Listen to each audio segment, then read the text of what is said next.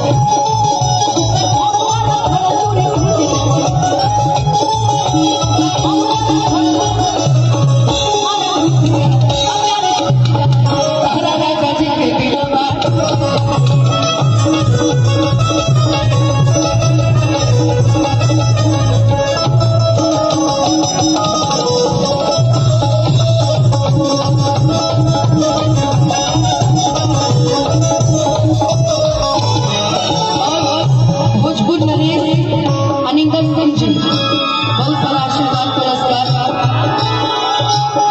भर भर के चिंता हमारे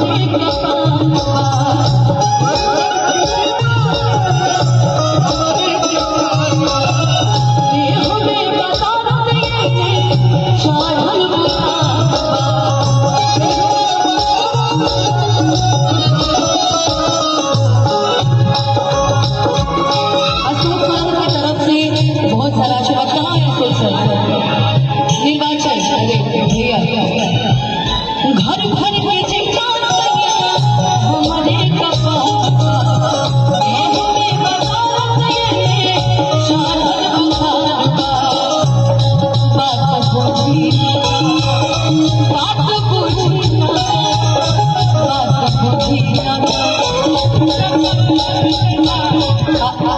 अरविंदर साहब भाई कोमल तुमको तो साइड रहना चाहिए ना यार, वो तो धोखेबाज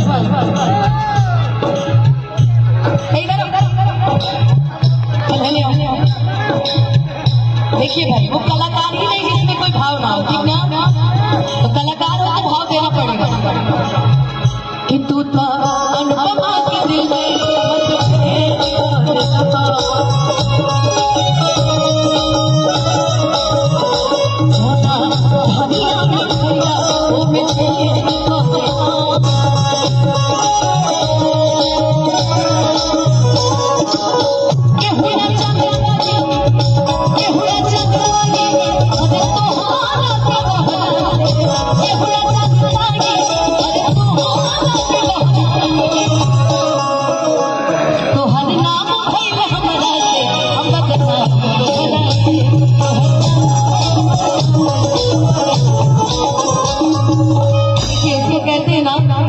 गर्लफ्रेंड बॉयफ्रेंड के बीच में अंडरस्टैंडिंग की बहुत ज्यादा कमी है।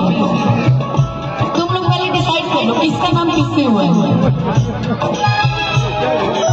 कौन है आज तक हमरा बुझे तो नहीं कोई गर्लफ्रेंड बन पर तो हित नाथ के मन सा है तो नीचे तो हर नाम भई है हमारा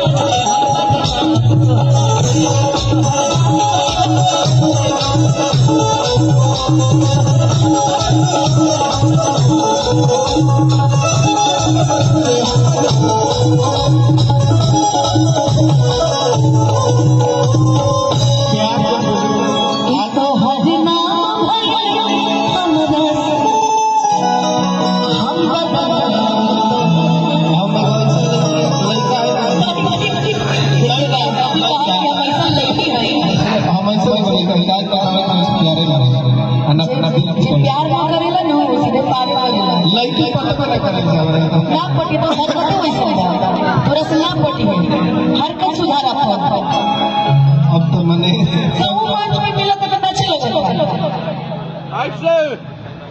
मेरा भाई है, मैं इसको कुछ नहीं बोलूंगी। चलो चुप रहो, चलो बाकी दोस्त मित्र इसके बहुत है चिढ़ाने के लिए। भाई दोस्तों का काम होता है चिढ़ाना, भाइयों का काम होता है। चलो तुम्हारी शादी अच्छी बात है, चलो घर चलो, चलो चलो मनी पास चलो चलो। पहला हमारे देश में ऐसा दूल्हा है जरा किडनी का ऑपरेशन करने का पैसा मिला। बताइए, लेकिन कुछ कहिए, आज तक में मुझे अभी तक बिलीव नहीं हो रहा है कि सुबह सुबह बिया हो रहा है। धरती पर तोर बिया हो गई भाई, तो सब कर हो गया, लेकिन मेरे भाई की शादी में जाना है ना, बाराती बन के हैं। लेकिन भाई की एक और फरमाइश है कि छाने छाने